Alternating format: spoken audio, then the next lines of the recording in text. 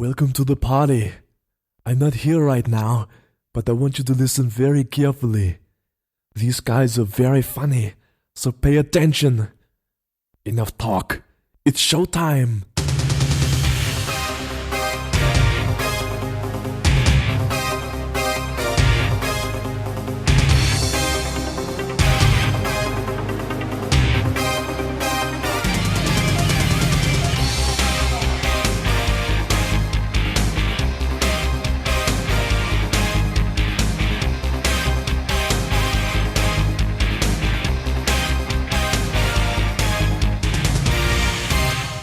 Hello and welcome to Bags of Action. My name's Steve, my co-host is Pete. Hello. This episode we have a very special guest. It's Barry Nugent from Geek Syndicate. Hello. Hello. This episode... I don't know if I'm a special guest, but... Yeah, you're special. Okay. You're special. Northampton's answer to Carl Weathers. I'll take that, I would. I'm like Black Superman, bitches. Middle name Brixton. No, just call me Tottenham, because that's where I'm from. All right, yeah. Fair enough. Anyway, so this episode's going to go up the dogs. Anyway, but this episode we're talking about the 2018 film Creed 2, the most recent film in the Rocky franchise. And I'm going to put this out now already. But spoilers, by the way, for all of this film, as we always say. I think it's the last one ever in the Rocky franchise. I think that it's supposed to be, but I'm not convinced it will be. Oh, why? Pray tell, Pete. Tell us why. Because quite often, Mr. Stallone, I love you, Mr. Stallone, he will retire a character and say he's never doing it again, a bit like Rambo, and then go, oh, do you know what, I'll do another one. So I think, or what I'd like to see personally, which is massively jumping ahead, is another Creed film, but not necessarily with Rocky in it. Which I think if... I kind of jumping ahead, but I kind of think given how the end of Creed 2 was set up, I think if we get any more Creed films, part of me thinks it will be without Rocky. Me too. Or it will be very, very minimal, not in the same way. He won't be if they bring him back at all. It will be it won't be as the trainer. It'll be something else. Or a gravestone. Oh no! They can't do that. I don't think they'll ever actually kill him off. I don't. Well, I mean, I think if they do it, what it will be is, I'd like to see them. I'm not saying I want to see them get rid of Rocky, but I'd like to see a Creed film stand on its own, and maybe it be Creed and the other trainer who was the son of Apollo Creed's trainer Tony. Yeah. Duke Jr. Yeah. It feels like, again, we are all jumping ahead, but it does feel like that. That's my takeaway, was that there might be a little bit of a gap, and then there'd probably be a third film. But they're going to have to come up with a cracking storyline, because with this one and the first Creed film pulled heavily on the mythos, and they've kind of touched all of the bases. I think I agree with Barry that if they move forward with the Creed 3, it'll be a completely new story for a new generation that doesn't pull on the previous mythology, except for Adonis's own mythology. That's the only way they could do it. Yeah. Because this film has given lots of characters closure. Yes. So, and I guess Creed or Adonis himself is the one that you do feel there's more of a story to tell, but like you say, his own story.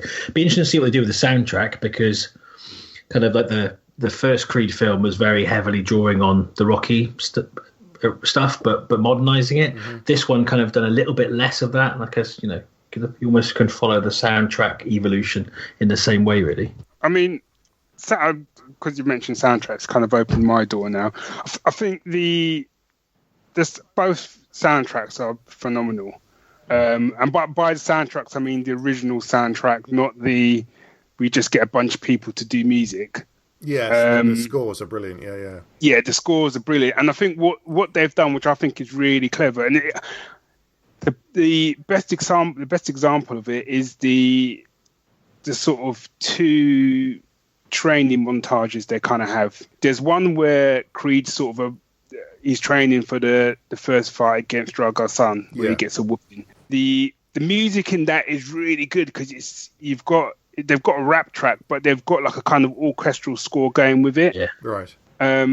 And that's the kind of theme that sort of runs through it. Because then when they do the second training montage, it kind of managed to sort of evoke memories of the sort of classic sort of Getting Stronger track from Rocky, has rap in it, has an orchestral score in it as well. So by the end of that, effectively Creed's got his own, Adonis has kind of got his own training music. So now when I hear that music, I'm like, this is Creed's training music. We've moved from Rocky, and that's the whole point of this film. It's about evolution, isn't it? It's about for all of the characters, and I think it's one of the.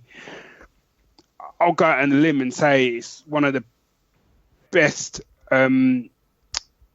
It's not even I suppose you call it a reboot, but I don't even know how to call reboot, side boot. I don't know, because it's something Dave and I've always said. A lot of the times when they do sequels to films and stuff, you take a character who you look at Indiana Jones. I'm going off topic, but who is my favorite character of all time, but you get to sort of the last Indiana Jones film, which I know I'll get slayed, but I enjoyed it. Mm-hmm. That's what I'll say. I enjoyed it. However, the Indiana Jones is a physical character, and as those films get on, he's obviously he can't throw down like he used to. He can't do the big 70s now. He's in his 70s. He can't do those big stunt pieces and stuff like that. In a similar vein to Rocky, can't be Rocky in that way. No. So they found a way to have Rocky's character evolve to effectively become Mickey. Yes. Yeah. And then you've been able to bring in this other character that he can kind of mentor. And so many films kind of try to do that, but they sort of wimp out because they then put all the story focus onto that main character. So in this case, it would have been putting all the story focus onto Rocky. And they didn't do that in the first Creed film, which is why I think it was kind of 50-50, which is why I think Creed works so well. And then when we get to Creed 2, that then becomes, I'd probably say, like a kind of 70-30. Yeah, definitely. There's a lot of this film where Rocky isn't on screen. Mm-hmm. And there's lots of times when the story's moving on with him very much in the background. But I think, we said it's both the Creed films, they're a very modern take, but they go back to the heart of the original, more kind of dramatic-led first couple of Rocky films, more than the 3, 4, and 5 that went really kind of Hollywood and 80s. But then I think that's why I was very nervous going into this film, because I loved Creed for all the reasons we've been saying, really. I just thought, how can you actually? Not long before Creed came out, I'd seen Southpaw, and I was like, I love boxing films anyway, and I was like, there's another really good boxing film. You got Forrest Whitaker as the trainer. This is amazing. Back to high bar of boxing movies. And then, not long after that, I saw Creed and was like, okay, there's that bar. There's another bar that's above that bar, and I just thought. And I was like, you can't, like you said, you can't reboot Rocky. What they're going to do is, and I thought that the idea of being Creed's son at the time was a bit lame. Yeah. But then after seeing it, I was like, no, that was a genius move, and everything about it was pitch perfect. But then going to this, as soon as I heard kind of that they were revisiting the Drago story, I thought, oh, okay, I know Dolph Lundgren is big mates with Sylvester Stallone, and but Rocky 4, is that really the place you want to go? Because it's so. Ending the Cold War. And just sorry, go on. As a sidebar, I just need to get this story of Rocky 4. Rocky 4 was probably one of make that quite clear, one of the greatest moments of my young life. Right. Because I went to see Rocky 4. I went to see it, Dave went to see it, and I think 5 of our mates went to see it. We went to see it together. And I always remember it. We watched Apollo Creed get wasted, which we were just like, what the hell? And I would never forget, there's the bit where he kind of has the fight of drug at the end, and then he hits him and cuts him. Mm-hmm. And then Tony goes, you see, you cut him. You see, he's not a machine, he's a man. And we all 7 of us stood up in the cinema and started cheering. And then the rest, and then you get that montage of the fight scene, don't you? The music's going, you know, dun, dun, dun, dun. And every time Rocky hit him, yeah, oh, yeah. And then like the whole cinema, people were on their feet, going, "God, get in there, Rocky!" To this day, with probably the exception of Endgame, I've never known a cinema experience like it, where people were just on their feet cheering. Obviously, it's the 80s where we, you know. The closest thing I've seen to that, it's a slight detail, but it's funny anyway. Yeah. Was there's this thing online where people have been watching Game of Thrones, and there's a whole bar full of people, and they recorded their reactions. Have you seen this? Oh, I think I have, yeah. So, slight spoiler, but I won't do it too much. But there's Arya's moment, that one moment in the last season, where you know something's about to happen, and you're watching all their faces and all crapping themselves, and then she does this great thing, and everyone was on their feet, and they were yes and cheering, and the whole bar just like exploded. That's like that was amazing to see. But yes, I've never actually seen that in a cinema in the UK before. Yeah. I don't know. I've been to the a film festival in Brussels where you do shout and chant and make jokes. I hated it. Wow.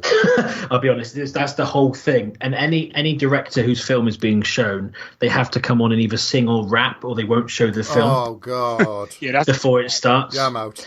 And then, but people I'm thinking, yeah, okay. If you've seen a film a few times and you're watching it with mates, talk over it a bit with jokes and little like side gags. But this is a premiere of a film. You're in a full cinema and people are shouting out jokes based on the line someone said, which yes, sometimes are quite funny, but you can't hear them. I don't know. It was a frustrating experience, but never mind. So yeah, sorry, I've just brought the whole mood down. That's what I do. No, but yeah. So I went into this. Go on. I went into it a bit worried. So two reasons really. One was the fact it was so closely tied to Rocky 4. Yeah, and it felt a bit like, yeah, okay, he killed his father. How on earth are you going to make that work? Yeah, without it being either ridiculously serious or brushed under the carpet. And like Ryan Coogler had gone, who was so integral to the first Creed film, writing it, directing it. He'd moved on to Black Panther, and you had a new director in, you had new writers, or Sly was probably more involved with the writing again. And I just thought, you've got the real risk of it being like Heroes, where you make this amazing thing, and then you go, oh shit, what do we do with it now? Let's make it shit. It's true.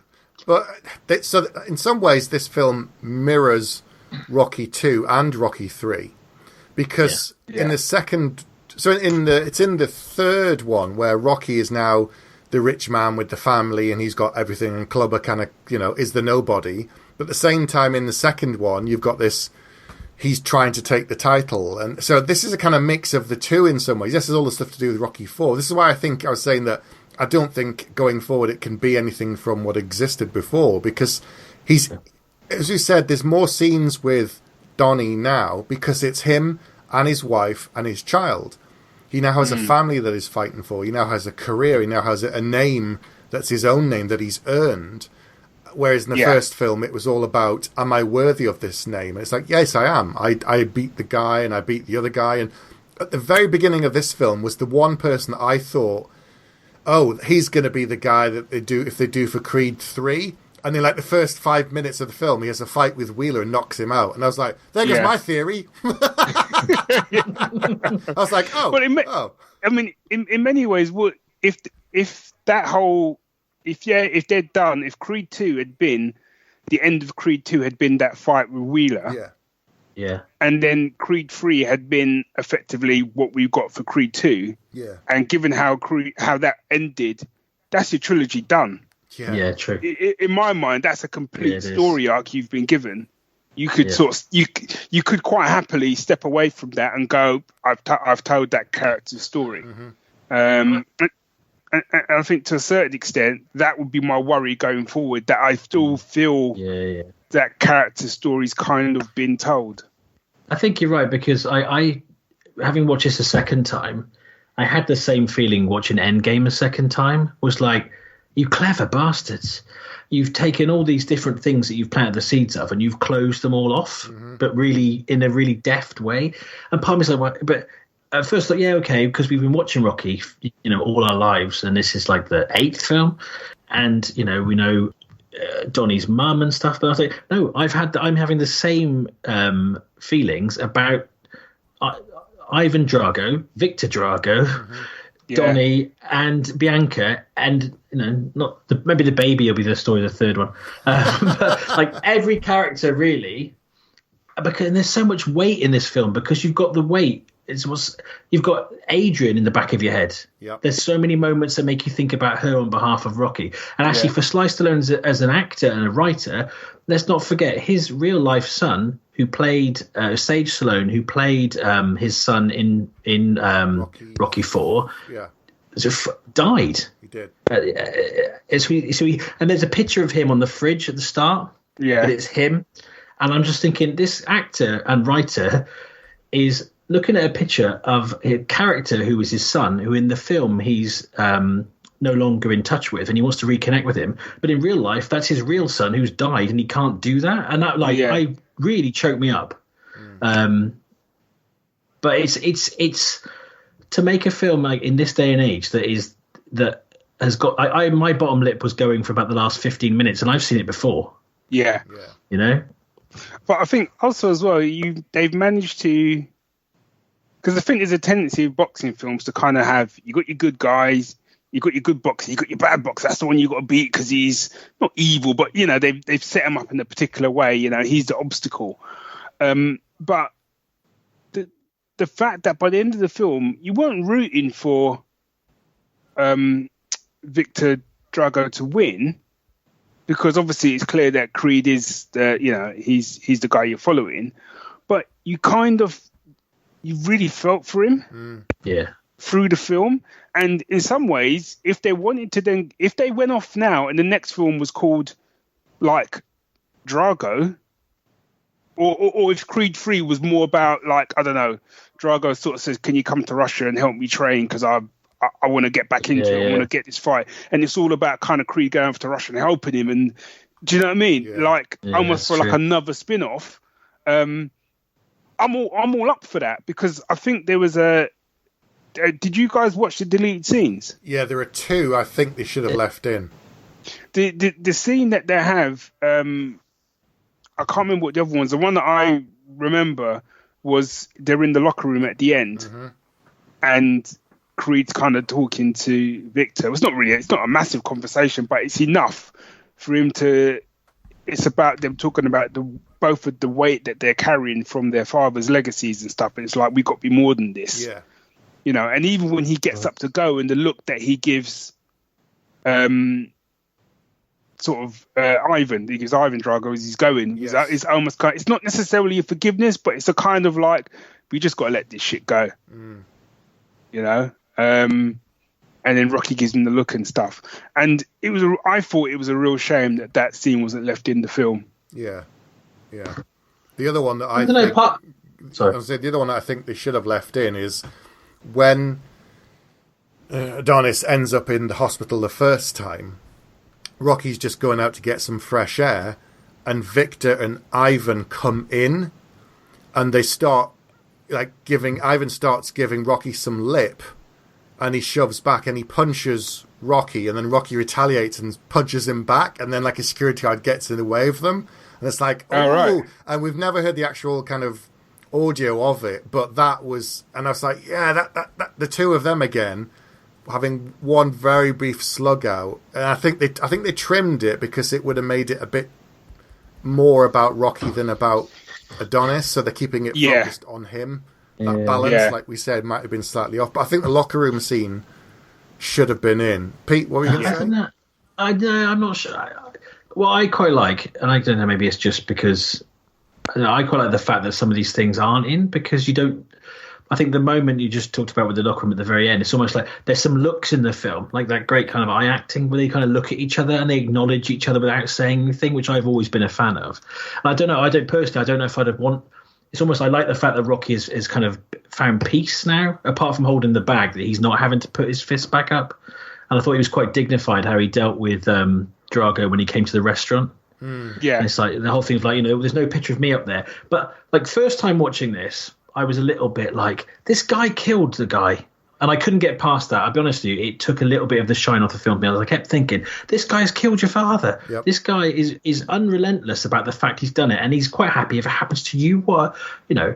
And I think, but then watching it a second time was a bit more. No, this is the role he's been pushed into. He's as much a victim in his own way, and I didn't get that until watching it a second time, because because I was like, you wouldn't ask where your picture is, but he was, because it's his thing. It's my legacy, and everyone else has got a legacy except me. Yeah. And I'm going to force my son to be my legacy for me, which is why it's so.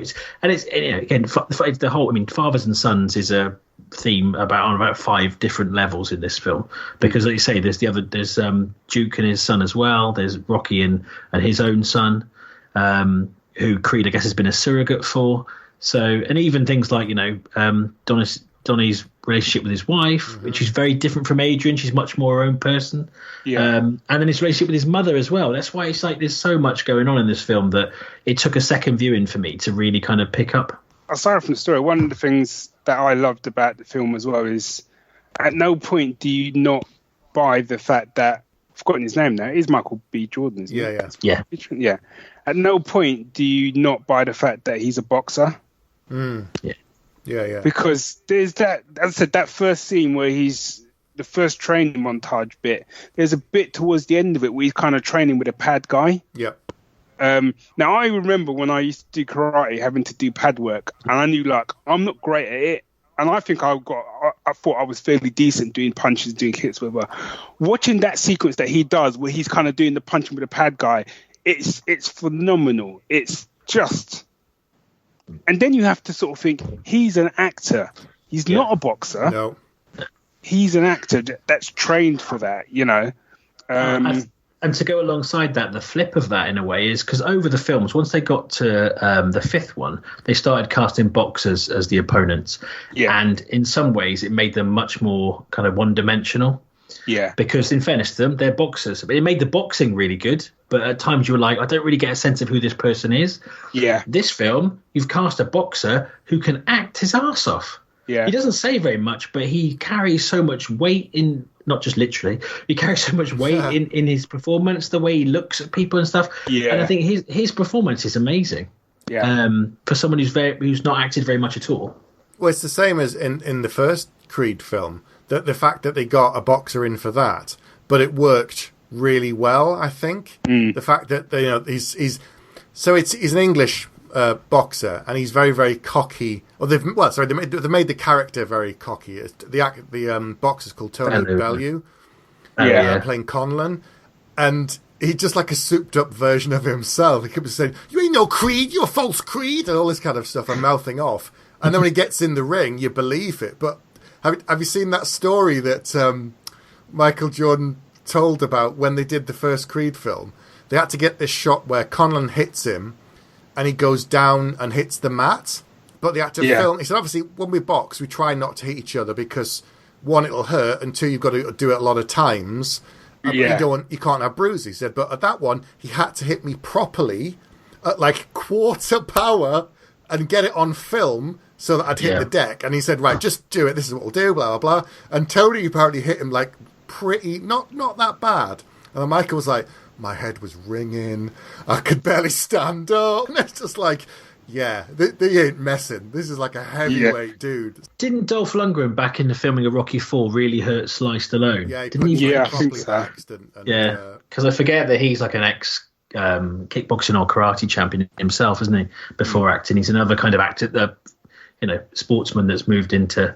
But it's one of his best performances I think I've ever seen. I've seen a lot of Dolph Lundgren films over the years. The weight of raising his son, all of this so that he can get back in. The Drago name will be respected again in Russia. He can go home, and then all of that. And of course, we haven't even talked about the big, one of the big cameos, Bridget Nielsen. And that scene in the restaurant and all of that, and just And I thought the scene at the end as well, where they're at them, it kind of reminds you of Rocky IV, but the scene where she's there watching, and then she's kind of had enough because he's getting the kick in, and then she just gets up and leaves, and you can almost see, it's like what you were saying, Pete, is right, because so much of Victor's emotion was kind of on his face. You could see that was where he kind of lost the fight. The minute he kind of his mum was gone, he was just like, what am I doing this? You know. And it's a brilliant parallel as well, because Rocky keeps saying you've got to think about who you're fighting for.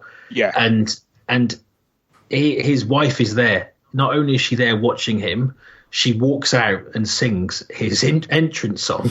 Yeah. And his mother, who I think in other films wouldn't go because of what happened and stuff. She's right. They're both right up front and center, and it's the psychology of sport and stuff, I suppose. But it's basically he was frightened in the first fight for lots of reasons, because of what happened to his dad, because he knew that he was too small, and because the person who gave him confidence didn't think he could do it either. No. And he was on his own, and he was totally vulnerable.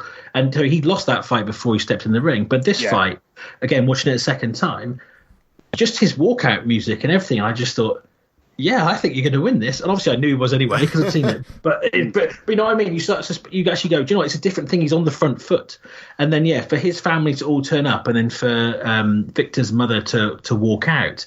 But I think the clever thing they did as well, that they didn't, that walking out impacted Ivan as much as it did Victor, and that's why he could actually be more of a father by the end of the film. Because I think if she'd stayed, I don't think he'd have changed. No, because he throws in the towel. He says stop, because he wants his son more than he wants anything else. His name and respect that, and the wife and all of that. He doesn't really want that. He just wants his son in one piece. And also, it was such a nice. Sorry to interrupt you. I was just going to say it was such a nice parallel to what happened in Rocky IV, in the fact that Stallone, and I think even that gets touched on. Yeah. The fact that actually Stallone should have thrown, Stallone had to accept with Stallone. I keep saying that Rocky had to accept some responsibility for the fact that actually he was Apollo's corner man. Fuck what Apollo was saying. He was getting his ass whooped. He should have thrown the towel in, and he didn't. No. And that was what cost him his life. That yes, Drago had killed him, but at the same time, at any point, Rocky could have thrown the towel in. Well, think about the line Rocky says early in the film. He says, that guy broke things in me that ain't never been fixed. Yeah, and at the time, I thought he meant physically, but actually it's not. No. It's not just physically, it's emotionally. It's everything about him as a person. Yeah. I mean, guys, this is a good film. I mean, so that moment there, that line where he says that, and also there's a moment in the first Creed film, and these are the moments that make it more than just a boxing film, more than just it carries so much weight. Like the fact that when Donnie first comes in and tells him who he is to the restaurant, he's talking and he says, "Oh, I heard there was a third fight between the two behind closed doors and blah blah blah," and he goes, "Who won?" And all of that little moment where Rocky goes, "Well, he did," and it's like, whoa. So he's been sitting on that for like 20 years, and none of us have known that about the legacy, about the film and the franchise. And he just pulls it out with one line, and it's like, wait a minute, all of that stuff after that point where Rocky's the champion, but Creed beat him, and you're like, whoa. So that moment about Drago breaking things in him, those just transform the film for me. Yeah. And I think. Sorry, go on. Pete. No, I was just going to say, I think in less capable hands, some of these parallels could have been really hackneyed. Yes. Because they are the obvious things to do in a way. Because there's even a moment like he could have thrown the towel in the first fight with Drago. So there's all these things they're kind of ticking off, but they do it in such a way that is so true to each of the characters that it does work. But I think it could have gone wrong. And another thing I liked, I know again I'm going to mention Endgame again, but I read somewhere that people were complaining that when Iron Man and Cap kind of make up, that they don't really say anything, they just kind of make up, and that I really like that, and it happens here. You've had this moment of Adonis, and you know what it's like, especially with really close friends or family or people that are pseudo family. You can be as angry as you like, but once you're in a room with each other and you look at each other, the love you've got for that person will overtake that anger without anything else happening. It's like a chemical reaction, and you're just okay. And they just kind of look at each other, and they just, very little is said, but they're back to being okay again. And I thought that was brilliant. So to kind of illustrate that point, I'm going to it's a personal story. I'm sure Dave won't. We're old enough now. There was obviously Dave and I have been best friends for 40 years. And in that time, we've only ever fallen out. When I say fallen out, I mean properly fallen out once. Where we didn't speak for we nearly came to blows, and we didn't speak for 6 months. Wow. To the point, I don't think I've ever told this story. To the point of we actually couldn't be in the same room. And obviously we had a collection of friends around, and we couldn't be in the same room together. And one day we kind of, I don't even know whose fault it was. I kind of know what happened. I'm not going to get into that part of it. But I literally turned up one day, and I'd bought the novelization of Razor Lost Ark pretty soon after I saw the film. And it was this dog-eared copy that I always read every year, whatever. And I saw Dave one day, and I don't know why, still don't really know why, but I just gave him the copy. I've never had a copy of it since. It was the only copy I had of it. I just gave him the copy. We didn't shake hands or anything like that. It was no real big apart. Gave him the copy, and that was it. That was it. Everything else was forgotten. Mm. So I kind of get that. Do you know what I mean? That sometimes you can have these moments where, the emotions speak for themselves. You don't have to labor it with extra dialogue and blah, blah, blah, And I think this film did a lot of that in spades. Yeah. You don't need to spell, You don't need to spell everything out. An emotion can work. And things can be resolved just with the way people look at each other or act around each other.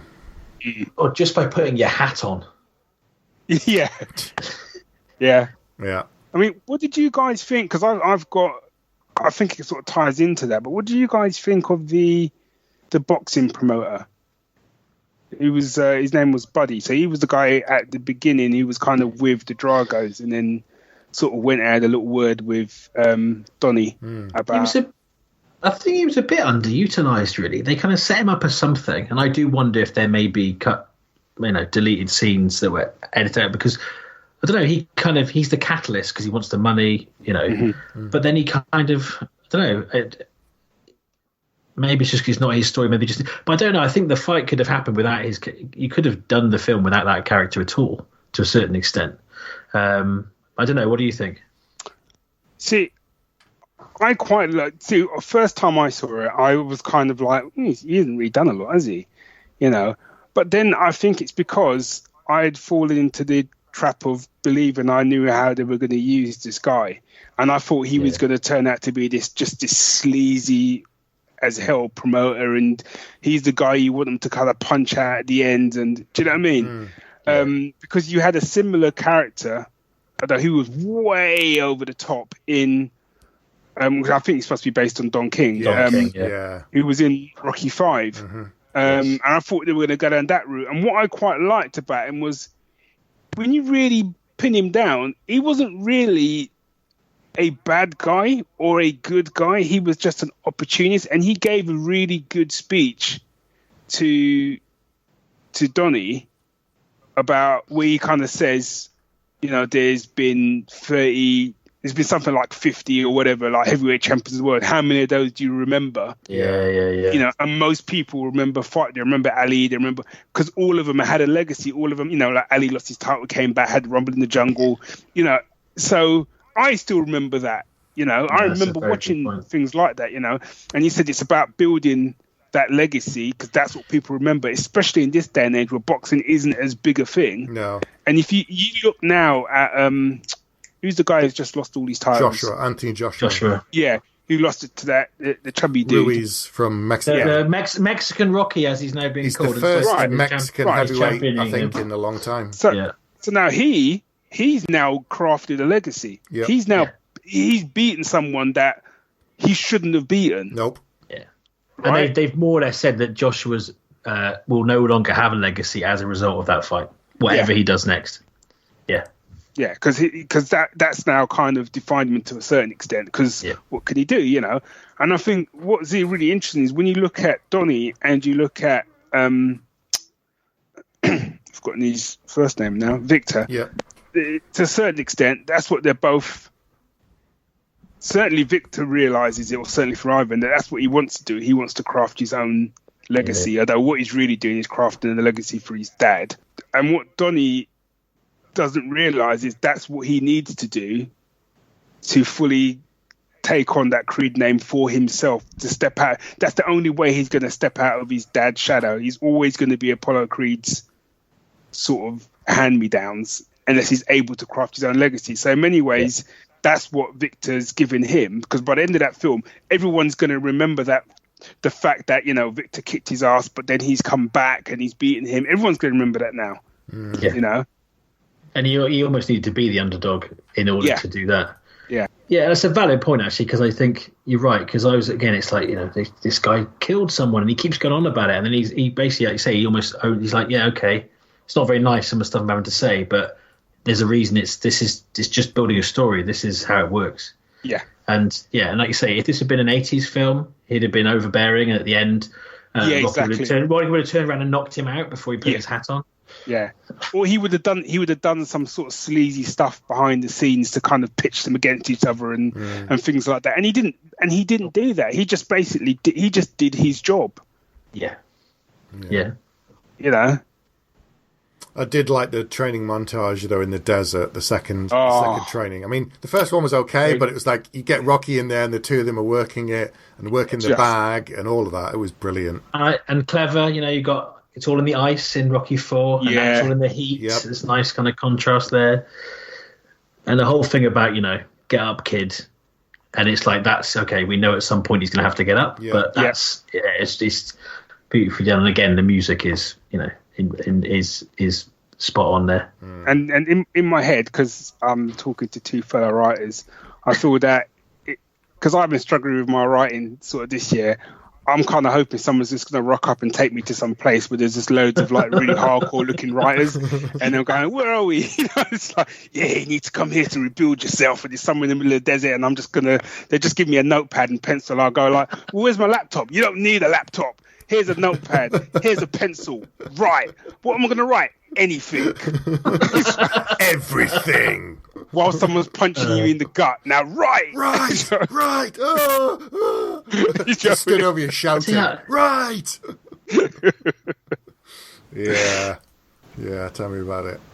But as you say, they've closed off so many things in this film. There's so many callbacks. There's so many nods. There's, the fact that the other big cameo at the end of the film tied into Rocky Balboa, it tied into the first Creed film. There's just so much going on that you just think...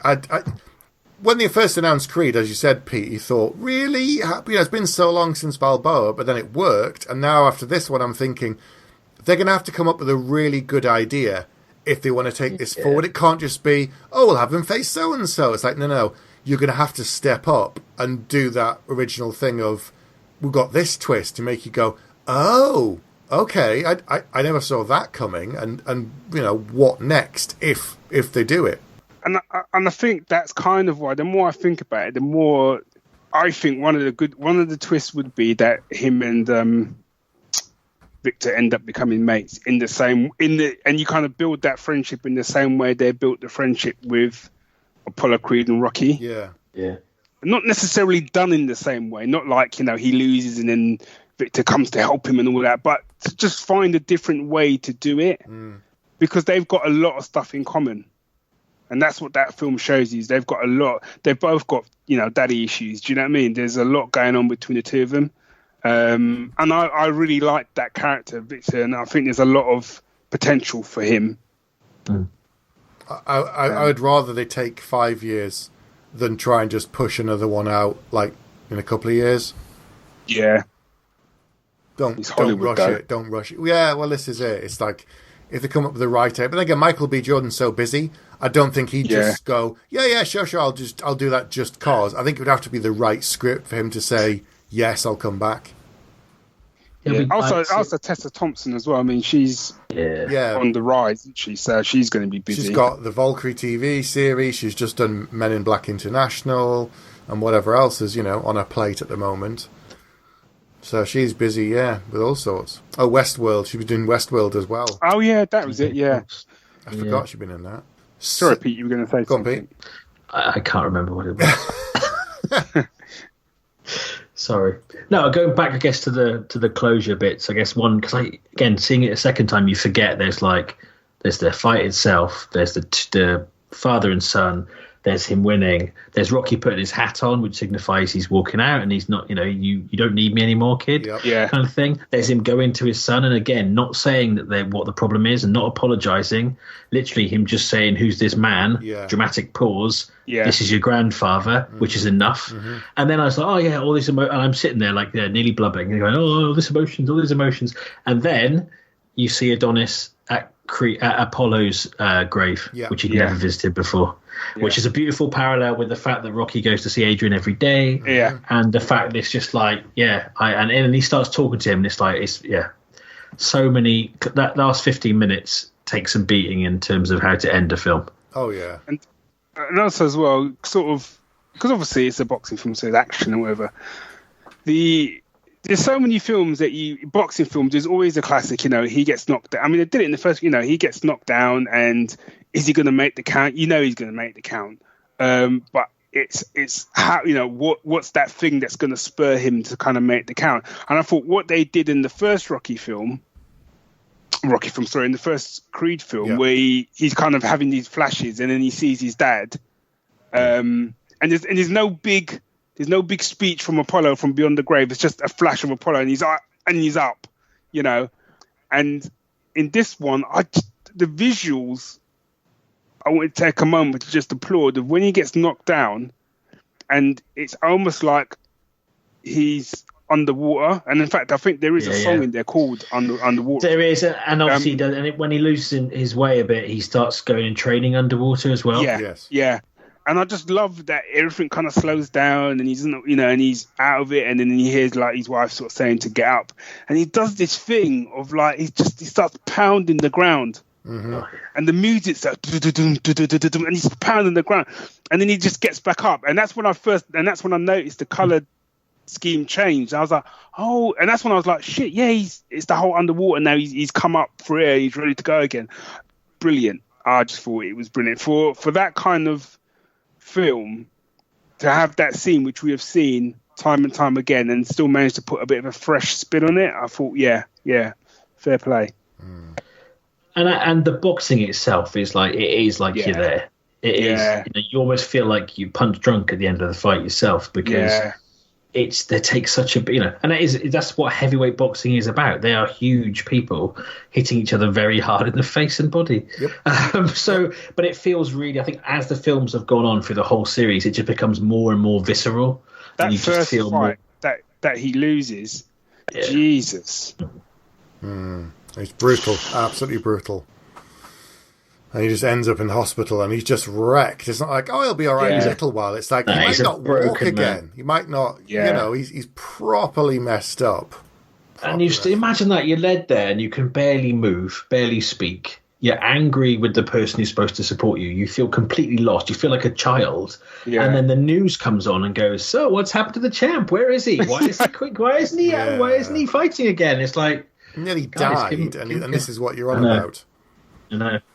Because I guess that's the one. That's the thing when you're doing something like that. That's what defines you. And if you're not boxing, then what are you doing? Mm-hmm. Which is why I like the thing where Bianca suddenly gets why he wants to keep going. He says, what would you be without your music? Yeah. How could you live without your music? Mm-hmm. And then that's the shift in her to think, well, I don't particularly want him to do this because he's going to get hurt. But actually, yes, this is who he is. And if we all believe in him, he's going to do better. It's really clever. Mm. And I think it's something you can understand even if you don't. If you're a creative person, again, I'm talking to creative people, and I'm talking to people who I know struggle in the same way that I struggle. But even when you struggle, even when you don't. When I put down my pen, I say, I can't do this. I've got nothing. I can't think of anything. And it can be years before I pick up a pen or go back to the keyboard. The one thing that I always have to remember is I always end up going back. Mm-hmm. Yeah. Because I kind of think, well, that's what I do. It's like breathing, It's what else would I do, And And I think that scene, like you say, it's like, well, what else would I do? It's like you've got your music. What would I do? That's part. It's part of me. It's not something that I decide to do. It's a part of who he is, Yep. But I loved just because I loved them sort of moments where someone gives you a speech about how tough someone is. When he goes to the trainer, yeah, to sort of to ask him to train him, and he goes, I don't know about that. He's like, he's big, he's strong, he's fast, he's this, he's that, and he goes. That's a full balanced breakfast over there. You ready for that? I just love that line. I just love that line. There's a track on the track from that point on the soundtrack is called Balanced Breakfast. Nice. Very, very I just thought it's awesome. It's a balanced breakfast over there. You know what? Yeah, I'm good. I've had my Wheaties. But they've even got the height differences the same. So the height difference between Florian Montagne, who plays Victor Drago, and Michael B. Jordan is the same as Stallone and Dolph Lundgren. I think that's just perfect. In the way, I think, is it the weigh-in or the announcement bit where I think Ivan turns to him and says, "You're small. You're smaller than your dad," because he's more like Rocky's height and build, like you say. Mm-hmm. Yeah. Whereas Apollo was a little bit bigger, and then he always goes to hit him. I think that's good. Yeah. I'm going to have to go, guys. I'm going to go and watch it again, if that's all right. So, are we about ready to give it some scores then? I think so. Okay. Guest, Barry, as the guest, do you want to go first? What are we scoring out of? So, 1 to 5. 5 is the max, and no half bags. That's easy. Well, can I just give it instead a full balanced breakfast? Creed 2, that's a full balanced breakfast over there. You ready for that? No. For me, it's a 5. It's a 5 because I haven't even talked about stuff that I didn't like in it because there wasn't really anything I didn't like in it. To be honest. Pete, I think first time watching it, so when I saw it in the cinema, I would have given it a 4, but that is because more on me than the film. That's but he killed I spent so much time going, but he killed his father. Through the film that I was kind of distracted, and there were so many things on second viewing that I saw that I missed. And obviously watching it in a different way for the show. So no, I think all the cast were great. Like we said, there's all the closure, the action in it was brilliant. I don't think there's anything else you could have done with it apart from that to make it any better. And as I say, any film that gets my bottom lip going for 15 minutes always gets an extra bag. So yeah, it's a 5 bagger from me too. So the Rocky franchise is older than me. That's how long it's been around, and I grew up with these films. The periods that it's gone through in the Cold War and the 80s and the 90s. We've lived through all of these decades, and there wasn't always a film every decade, but it came at kind of key moments in history and in my life over the last 40 plus years. And to have it come back again with Balboa after such a massive gap was a shock, because that was brilliant and it finished it in a satisfying way. He always said he wasn't happy with Rocky V. He wanted to do something better. He wanted to finish it off, and he did, but it took a long time. And then I thought, right, that's it. I'm done. I can relax. I can put it down. And I don't have to think about it anymore. And then Creed comes along, and it changes everything. And you think, well, it can't be good. It can't be any good. It's not going to work. Do I go and see it? And I did, and I loved it. And then we get this one, and it's tied off so many things. It's brought closure to the characters, to many of their storylines, that if they never did another one, I would be satisfied again, as I was when I first saw Rocky Balboa. So little tiny niggles, but there again, nothing worth talking about, nothing I wouldn't want still in there. Even the scenes that I wouldn't mind seeing in there, I understand why they weren't put in. So yeah, it's just pitch perfect for me. So also 5 out of 5 for me. Ooh, that's impressive. Yeah, the full. Yeah. I think that's it. It's full 5 from a lot of us. Full 5. It's full balanced breakfast. Yeah, from everybody. I'm just holding out now for Michael B. Jordan to announce he's doing an Action Jackson remake with Carl Weathers as his mentor. That's why I'm next. Well, he's busy with Mandalorian, so That's the only way you can do an Action Jackson. I mean, I love Action Jackson. The real question is, Barry, are you going to come back for Rambo Last Blood? Ooh. Ooh. Have you already done Action Jackson? No. We haven't done Action No. Jackson. I mean, I'll come back for Rambo Last Blood. I mean, that goes without saying. Yeah, but yeah. you suckers, because I'm now gone 80s.